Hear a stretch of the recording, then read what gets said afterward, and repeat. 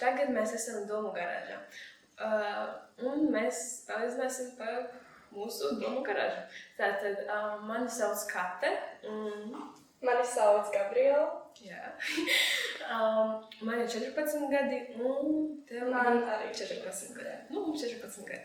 Tātad es esmu no Jelgavas Spīdolas ģimnāzijas un tu esi no Valsts ģimnāzijas. Jā. Jā, būs interesanti. Tātad šodien mēs iebraucām kādā krustā. Un tur arī mums tā kā sagaida skoliela. Varbūt mazliet parunāsim par to. Jā.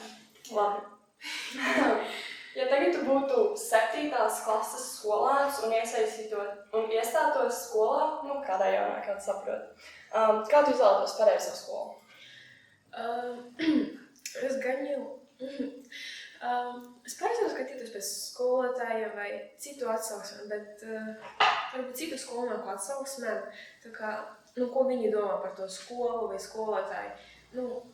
Ja tu jautās citā skolotāja, viņi jau teiks, piemēram, tu jautās Spīdolas skolotāju, viņš teiks, tā vēl kā Spīdola, ja tu jautās ģimnāzijas skolotājiem, tad viņš saka, te ir skola Valsts ģimnāzija.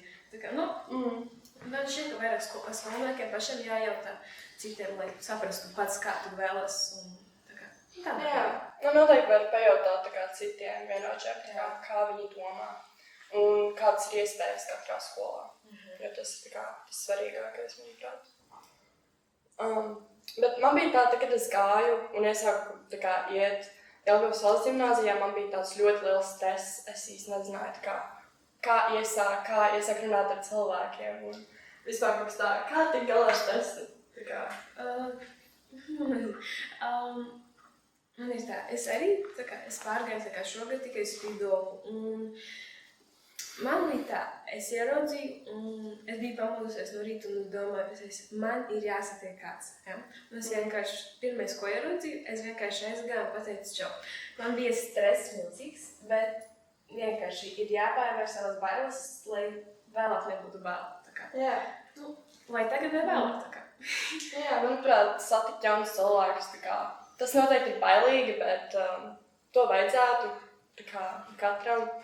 Vai kaut kā izkāpt ārā no komforta zonas un vienkārši iet un darīt.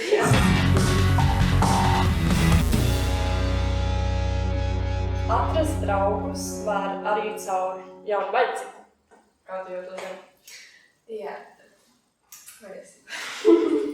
Jo, redz, citiem garāžā ir motocikli, bet mūsu īpašajā garāžā ir vaļacikli, kas ir pilni ar lielu vaļasprieku un, protams, hobijiem. Kā sākt vispār jaunu hobiju, ja nav pārliecības un vēl no pirmās reizes? Tev vajag saprast, ko tieši uz kuru pusi tu vēlas, ja? Un tad darīt, ko lai tas tiktu. Tu vari, piemēram, ko pamēģināt. Aizēj pamēģini, piemēram, boulderingu. Tu pamēģini vienu reizi, patika, turpini. Nepatika, mēģini citu. Galvenais ir nebeidžīt tas no tā, ko tu nezini. Man ļoti bieži ir baila no vispār kad es iesākušu kaut ko, ka man, piemēram, vecāki sapirks kaut kādu, ceļas ārgus volejbolā, kaut kā tādu, un tu man būs tāds, nē, man vairs nepatīk, es vairs negribu to darīt. Tu arī tā ir bijis? Nē, ir dažreiz bijis bail, bet tev ir jāsaprot, tās domas mainās, tu esi tikai cilvēks. Ja domas mainās, tad domas mainās. Viss, ja tu mainās, tad tu maini hobiju. Nav no tā jābaidās. Sliktākajā gadījumā tu vari radot kaut kam citam. Kas vispār ir tavs hobijs? Mans hobijs ir dejošana. Es dejoju jau 4 gadu vecumu. Tu jau to sāki no bērniem. Jā, tas mans sirds hobijs ir, jā. Un dziedošana. Pārsvarā mūziku. Man patīk ļoti izjust mūziku, tas ir tas. Kad tu iesāki dziedāt? Dziedāt es profesionāli, es nezinu, vējam kā es iesāku pagājušajā gadu. Bet ir progress, man tas arī ļoti patīk, tas ir. Kādi tev hobiji ir? Tagad es biju mazāka, es gāju dejošanā, es gāju hokejā, es gāju vis kaut kādos pulciņos, es gāju kokapstrādē ar dzīvniekiem, es kaut ko darīju. Esmu izgājuši tā kā vairākiem hobijiem cauri.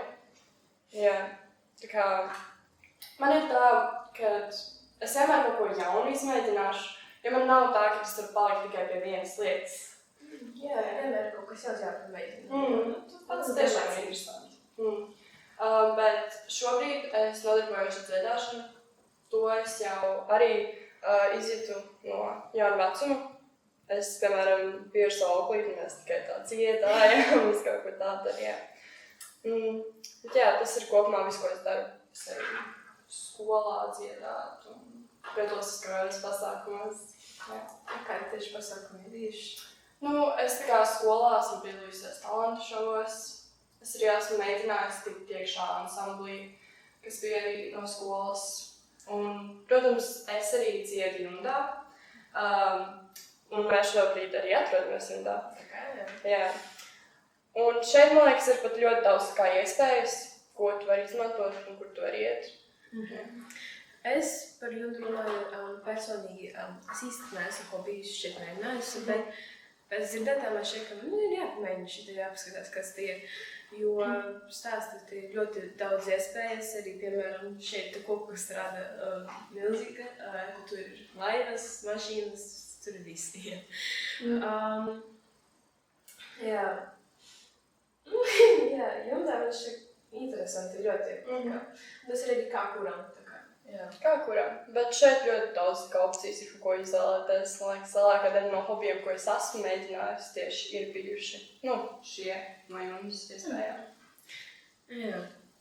Un tad neaizmirstam, mums ir arī viesis šodien.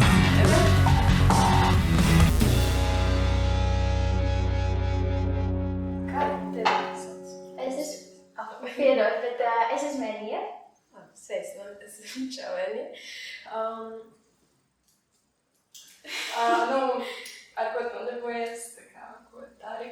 Tā, ikdienā, vēl nepievēršoties pie tādas nopietnās daļas, ikdienā es vispār rītiko sāku jaunu hobiju, es tikai dejošanā.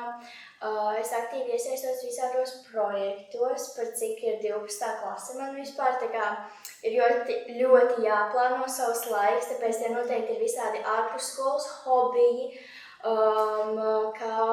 Es arī minēju projektus, mēs ir visādas jauniešu grupas, kur mēs kopā savācamies, veidojam jaunus projektus, es veidoju savus projektus, podcastu, par ko mēs viņam pēc tam parunāsim. Un jā, es neteiktu, ka es esmu tas īstākais hobiju cilvēks, bet es mēdzu visu kaut kur iesaistīties, kur man patīk. Jā. Kādos projektos tad tu iesaisties? Varbūt varētu pat? Jā, kādu tādu lielu es noteikti varētu pieminēt Latvijas līderu programmu. Tikko arī augustā bija izlaidums, mums tā kā lielā absolvēšana, lielās svinības, jo tika aizvadīti tie, laikam tie bija kādi 9 mēneši kopā tajā programmā. Tā ir superīga iespēja jauniešiem veidot savus projektus. Šajā gadījumā tas mans podcasts.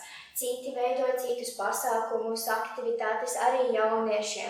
Tu spēj iepazīties ar daudz ietekmīgiem sabiedrībā cilvēkiem, kuri tev māca lietas. Tu iemācies sevi pārstāvēt, tu iemācies, kā runāt mēdīju priekšā, kā pičot. Un tās ir tik daudz tādas cilvēcīgas prasmes, ko jauniešiem vajadzētu iemācīties šajā vecumā. Tā kā, pārsvarā tās ir tāda tipa programmas. Izklausās ļoti forši un interesanti. Noteikti būs jāpārskata. Noteikti, es tev pilnībā iesaku. Un tu teici, tu podkāstā, ja? Kādu veidu podkāstu tu taisi?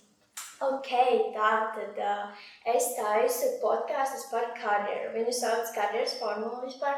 Un es pieaicinu dažādu profesiju ekspertus. Tas nozīmē, tas ir kāda amata pārstāvis profesijas, un mēs runājam, kā viņš ir nokļuvis no šiem jaunības gadiem, kaut vai kāds viņš bija šajā bērndārza laikā, jauniešu laikos, līdz brīdim, kad viņš ir šajā amatā.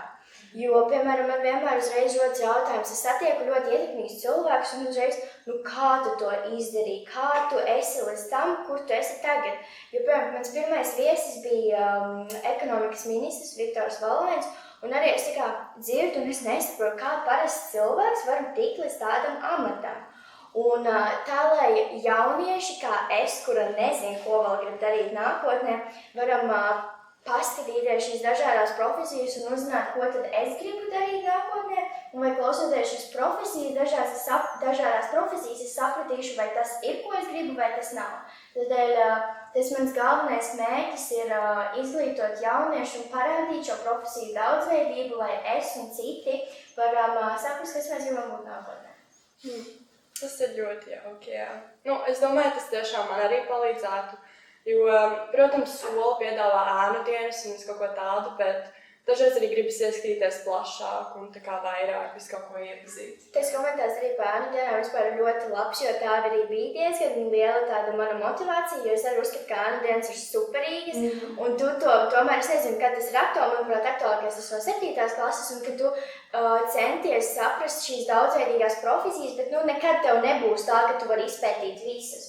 Un ja tā saruna ir stundas gara pārsvarā, tad tu vari ieskatīties tajā profesijā, ka tas var arī palīdzēt, un es uzskatu, ka tas ir nedaudz tuvāk tieši tajā minētajā ēnu dienai.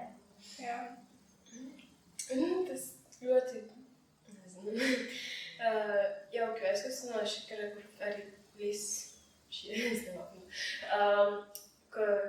notiek, jā. Vai tu piedalies kādos jauniešu varu projektos? Jā, tas.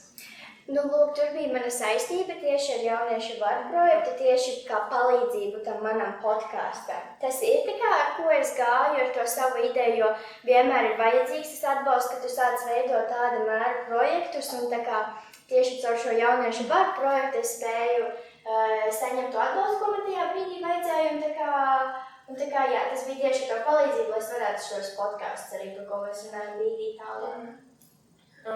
Cik grūti bija iesākt šos visus podkastus, un mēs iepriekšējā sērijā mēs runājām par to, ka cik grūti cik grūti, bet kas ir vajadzīgs tieši, lai iesāktu šo projektu, lai viņš būtu pilnvērtīgs un ilgstošs, kas tieši ir vajadzīgs.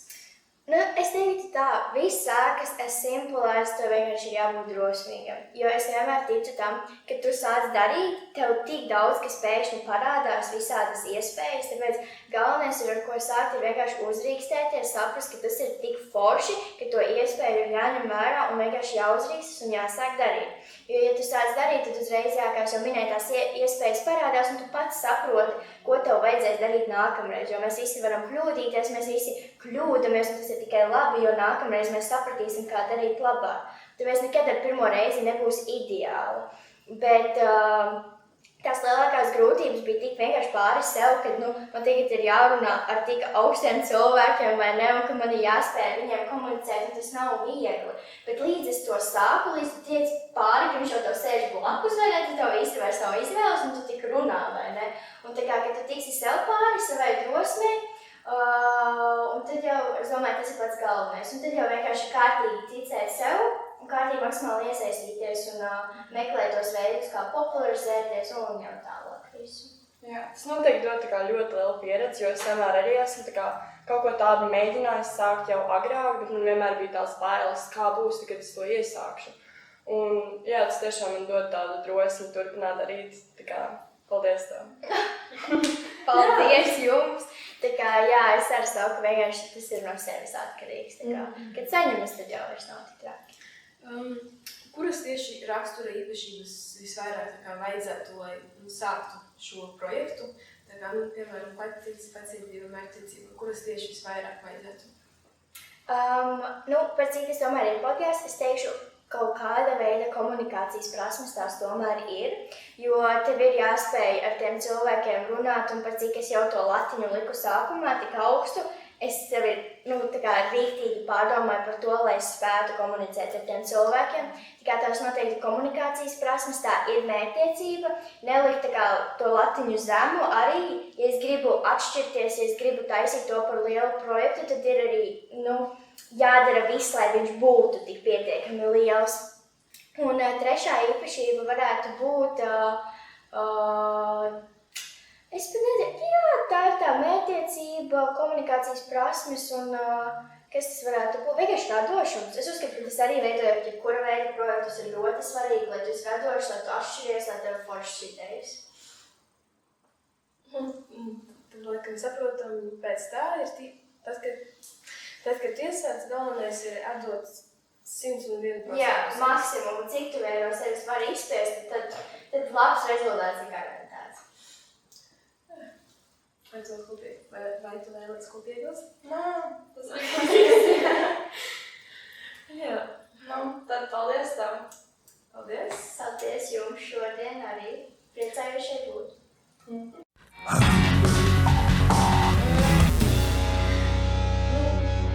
Vispār šo dzirdot, man radās iedvesma un es paliku drošāka, jo ka mēs paši visu to varam, arī jaunieši var. Arī, kā viņi teica, standartus nevajag pašiem tik zemu. Vajag augstākus. Un vajag darīt pilnībā visu, ko vajag, lai dabūtu tos standartus. Vajag ieguldīties un pašam iesaistīties un iet vis kaut kur. Protams, arī jauniešu centri, man liekas, dod ļoti lielu iespēju tev vis kaut kādos projektos iesaistīties. Brīvprātīgais darbs, par ko arī kādreiz var vairāk parunāt. Jā, tas ļoti interesanti viss tas process. Jā, un jauniešu centri mums Jelgavā ir 3. Jā? Tas ir 3. Tā kā ir 3 jauniešu centri, un tur var dabūt iedvesmu, un projektus arī var rakstīt. Tā kā, jā. Labi, šodien mēs parunājam par skolu, par dzīvi, hobijiem, projektiem. Mums arī bija ļoti foršs viesis. Jā. Un iespēja arī būt aktīviem. Jā. Mēs visu apkopējam. Jā. Labi, tātad šodien domu garāža laikam ir beigusies. Aizveramies garāžas durvis un tad tiekamies nākamajā sērijā. Atā!